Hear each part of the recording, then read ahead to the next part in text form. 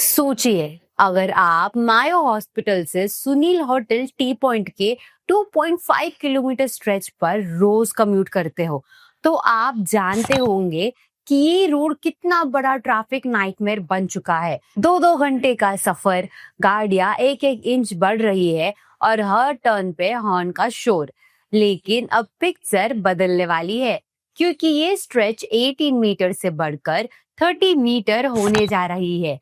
और सबसे बड़ी बात, 650 प्रॉपर्टीज का कंपनसेशन प्लान अब स्टेट गवर्नमेंट के पास है। मतलब काम अब पेपर से ग्राउंड पे आने की तैयारी में है। नमस्ते दोस्तों, आप देख रहे हैं इंफ्राबज़, पावर्ड बाय nobrokerage.com, जहां हम आपको बताते हैं उन बड़े इंफ्रास्ट्रक्चर प्रोजेक्ट्स के बारे में जो आपके कम्यूट का एक्सपीरियंस और आपके इन्वेस्टमेंट्स का फ्यूचर दोनों बदल देते हैं।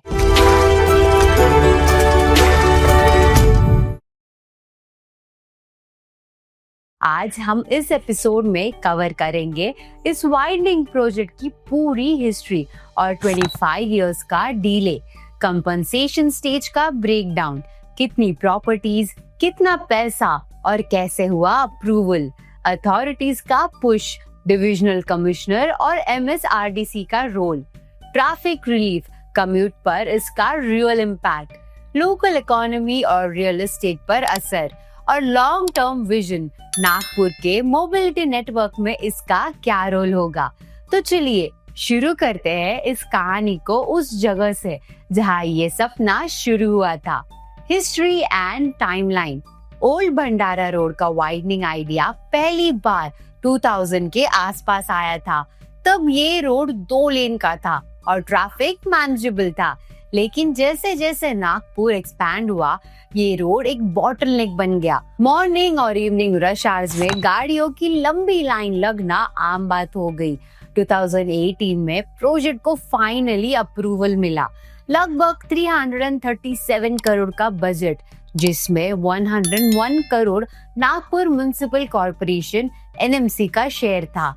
लेकिन काम शुरू होने से पहले ही प्रॉपर्टी एक्विजिशन, लीगल डिस्प्यूट्स और फंडिंग डिलेज ने इसको अटका दिया।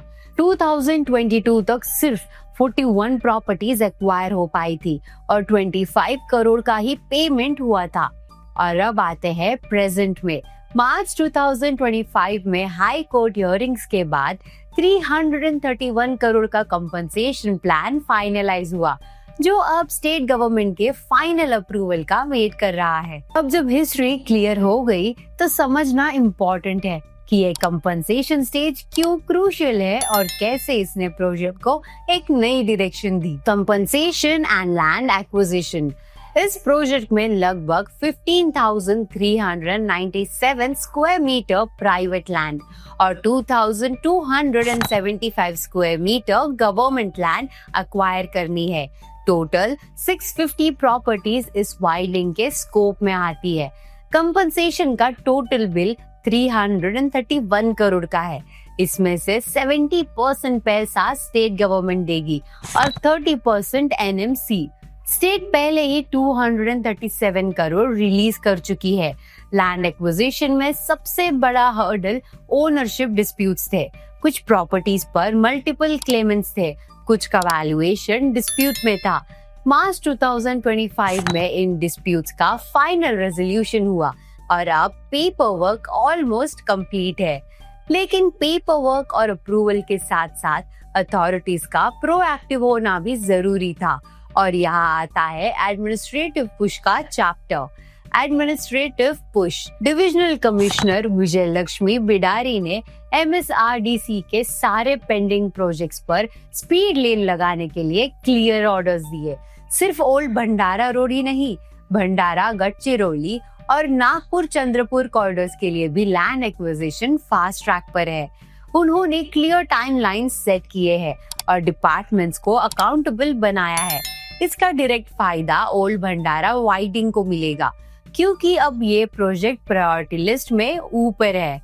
और जब अथॉरिटीज पुश करते हैं, तो इसका सबसे पहला इम्पैक्ट कम्यूट और कंजेशन पर दिखने लगता है। Commute and congestion impact.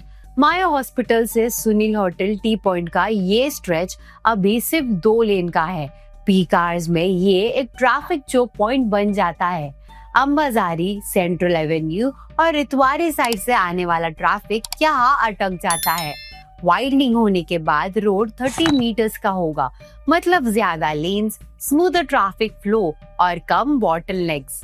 Public buses और इमरजेंसी व्हीकल्स के लिए ये एक मेजर रिलीफ होगा। और जब कम्यूट बेटर होता है तो इसका सीधा असर होता है लोकल इकोनॉमी और रियल एस्टेट मार्केट पर। Real estate and local economy. Hansapuri, Satranjipura, Bagadganj जैसे एरियाज में ट्रैफिक कंजेशन के कारण प्रॉपर्टी डिमांड स्लो हो गई थी, लेकिन जैसे ही वाइडनिंग कंप्लीट होगी, कनेक्टिविटी इंप्रूव होने के साथ इन एरियाज में प्रॉपर्टी वैल्यू बढ़ने की पूरी संभावना है। लोकल दुकानदारों के लिए भी ये एक गेम चेंजर होगा। ज्यादा फुटफॉल, ज्यादा बिजनेस। डिलीवरी सर्विसेज और लॉजिस्टिक्स कंपनीज के लिए भी ऑपरेशनल कॉस्ट कम होगी। पर ये प्रोजेक्ट सिर्फ आज का सोल्यूशन नहीं, ये एक long term urban mobility vision का हिस्सा है। लॉन्ग टर्म विजन ओल्ड भंडारा रोड वाइडनिंग को नागपुर के बड़े इंफ्रास्ट्रक्चर प्लान का एक क्रूशियल कंपोनेंट माना जा रहा है। ये रोड ईस्ट नागपुर को कोर सिटी और हाईवे नेटवर्क से कनेक्ट करता है। मेट्रो प्रोजेक्ट्स, एक्सप्रेसवेज और आर्टेरियल रोड अपग्रेड्स के साथ ये वाइडनिंग सिटी के मोबिलिटी बैकबोन को स्ट्रॉन्ग करेगी। ये प्रोजेक्ट समृद्धि महामार्ग और आउटर रिंग रोड के साथ इंटीग्रेट होके फ्रेट मूवमेंट और इंटरसिटी ट्रैवल को भी स्मूथ करेगा। दोस्तों, ओल्ड भंडारा रोड वाइडनिंग प्रोजेक्ट एक रिमाइंडर है कि इंफ्रास्ट्रक्चर प्रोजेक्ट्स में प्लानिंग, फंडिंग और एग्जीक्यूशन तीनों इक्वली इम्पोर्टेंट होते हैं। 25 इयर्स का इंतजार अब खत्म होने की तरफ है और नागपुर एक और मोबिलिटी माइलस्टोन अचीव करने वाला है। अगर आपको ये इंफ्रा स्टोरी पसंद आई तो हमारा पिछला एपिसोड सियागढ़ रोड फ्लाईओवर डीले जरूर देखिए।